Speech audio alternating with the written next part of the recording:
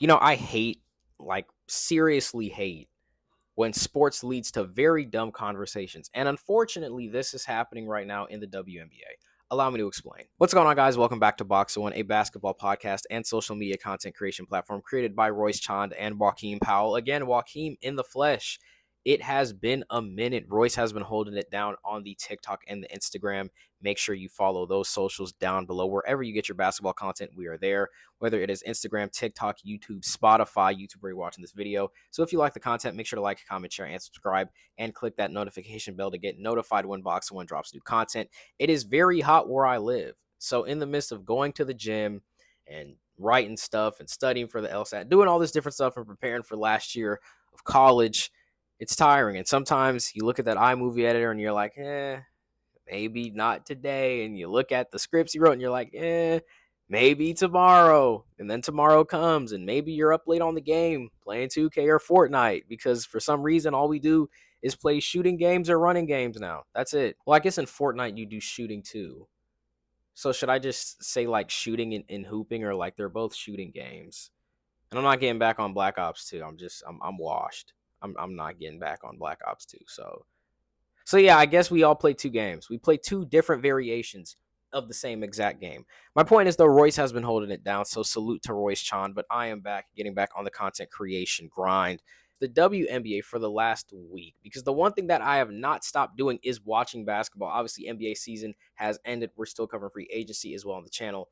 Free agency is pretty much over. Bron to Philly, we covered. Kawhi going back to the Raptors, we covered. We will also be covering the whole aspiration thing with Pablo Torre. And that whole thing that's like really crazy, but also kind of a nothing burger at the same time. But the WNBA is in full swing. The last 10 to 15 games are coming up on the season. A very tight race. Obviously, the WNBA doesn't do conferences. They just pick the top 8 teams. And I believe right now it's half a game between the 7th seed and the 4th seed. So again, those last 10 to 15 games coming up in the season are going to be really crazy. But that's not the conversation right now, right? We're having a very great season for the WNBA, right? Kelsey Mitchell and Caitlin Clark finally finding their groove. I believe they set a record today for in the last 10 games. They have the most points in history between a WNBA duo, I believe, with either 513 or 531. That's going to go up on the screen when I do get that number when I stop recording. A'ja Wilson just had a week where she averaged 32.3 points per game, 12 rebounds per game, 50, 40, 85 splits, and 4.5 stocks per game. Olivia Miles being one of the best rookie guards we have seen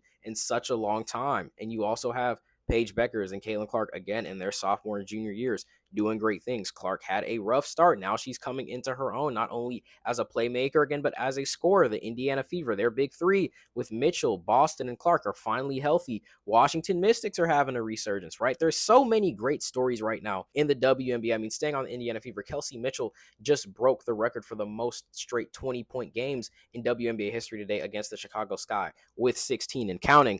But we're not talking about that right now. We're talking about Sophie Cunningham. And why are we talking about Sophie Cunningham? Because about a week ago, Sophie Cunningham said something along the lines of, I love everybody, but I don't think that trans women should compete against girls because we need to protect the rights of biological women, and trans women are biological men. She was asked about it again. She said she has no hate in her heart for the trans community, but she wants to focus on protecting the rights of biological girls. A lot of people disagreed with her. A lot of people agreed with her. This is the truth of the situation. This should not be a conversation. You know why? Because where is the plethora of transgender athletes, transgender women, right? And just, I'm going to give you some statistics. It's such a non-issue in this particular political administration as well, because again, this political administration has said, hey, it's up to states to ban trans girls and trans men from competing in sports that align with their gender identity. I believe 29 of the 50 states have done that, right? There's various things that have been done at a legalistic level that one could argue would undo certain protections or Title IX protections for transgender people in this country. This is the administration that is very clear on the fact that, yeah, we're not going to allow that.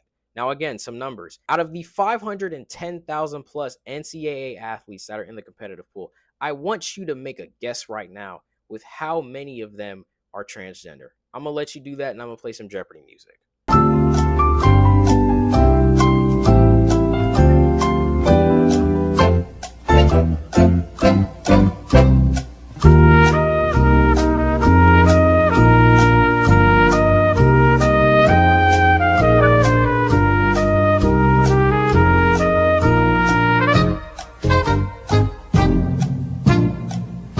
not 10 trans women. That is 10 total on the screen. Yes, that is 10. That is beyond the number of a non-issue. It's almost obsolete. It's almost a lack of an existence, right? That's how little of an issue this is. Now, this French athlete who's in Division II French basketball, who was asked, hey, would you join the WNBA? She obviously said yes, if given the chance. She averages 20 and 10 in D2. That's not good. Considering Division II, you're only averaging 20 and 10. These highlights are literally run and dunk woman. These are not good highlights.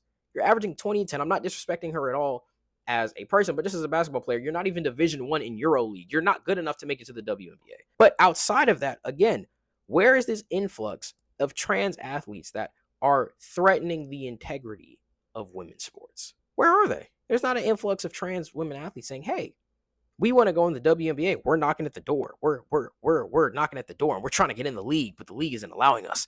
And Sophie Cunningham's like, I'm holding the fort. We need to be protected.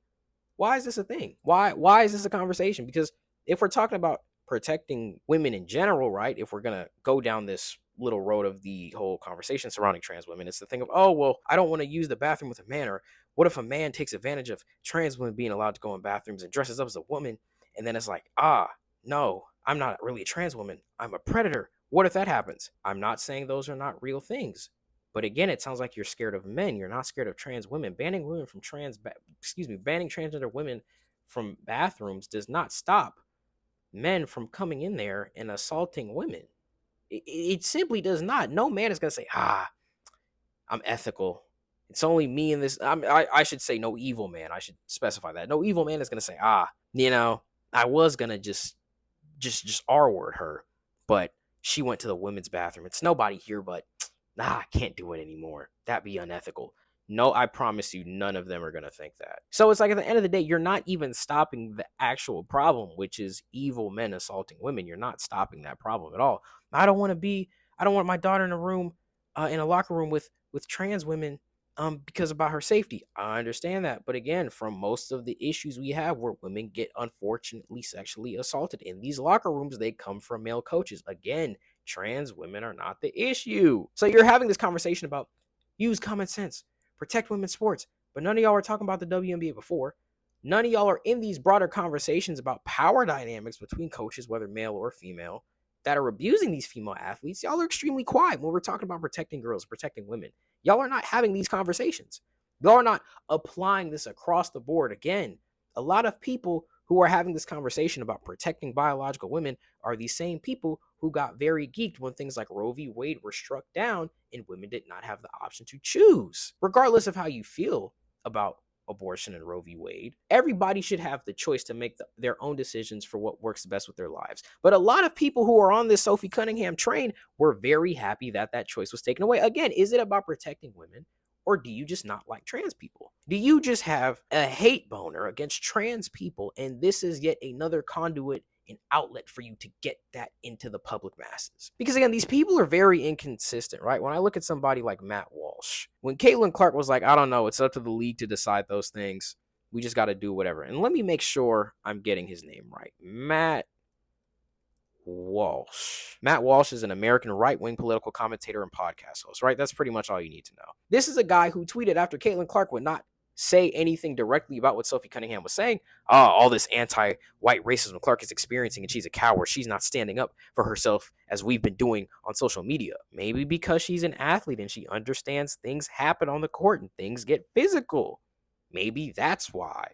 So when somebody's not having the same stance you have, now you're calling a woman a coward. Now you're saying she has no backbone. Now you're saying she's weak. But it's about protecting women, though. Right. It's not. It's never been about protecting women in this conversation, because if you do simple, just not even hard analytics, if you just look at the numbers, this is a non-issue. This is not a problem. It's not even a little problem. It's not even, possibly. No, it's not a problem, because it does not happen. There has never been in any professional league or level a trans woman competing against cis women. It's never happened. You know why? Because that doesn't happen, because trans people are not begging on the door asking for that to be a thing. And there's already been these things in so many sports. There's a certain testosterone level. That's why you have athletes like Caster Semenya on the 2024 Olympics, Simaine Khalif, where it was like, they're competing against men. Look, intersex is a completely different thing, and that's not about this conversation. Still, just simple Google searches can answer those questions and why saying things like, oh, it's an unfair advantage and no. Well, that's actually just genetically how they're made. So again, you're having this whole conversation about biological women. They're still biologically women. They have testosterone within the guidelines of what women are allowed to compete with. So again, it's just miseducation. And it's like you're using the WNBA as a political front for just your own opinions that you want to spew and get out there. For some reason, the state of the world is not enough of a concern for you because you are still focused on the 10 trans athletes in the NCAA.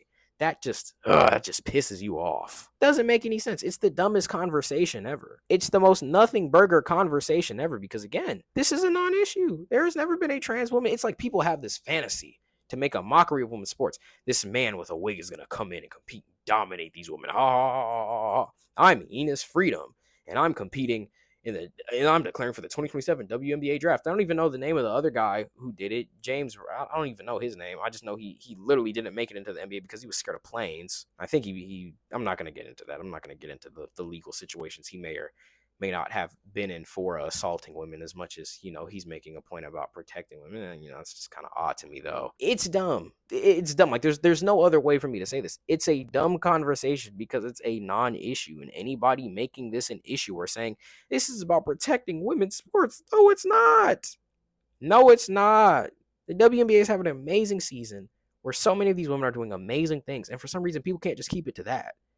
Like, we're treating Sophie Cunningham's word like it's different than anybody else in the league.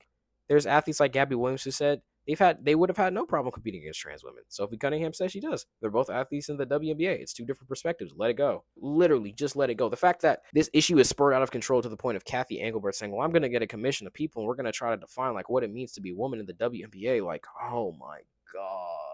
My head is hurting talking about this because it's probably because of where the light is positioned, but it's just dumb. It's dumb, and I feel bad for all of the amazing women in the WNBA because you're having great years.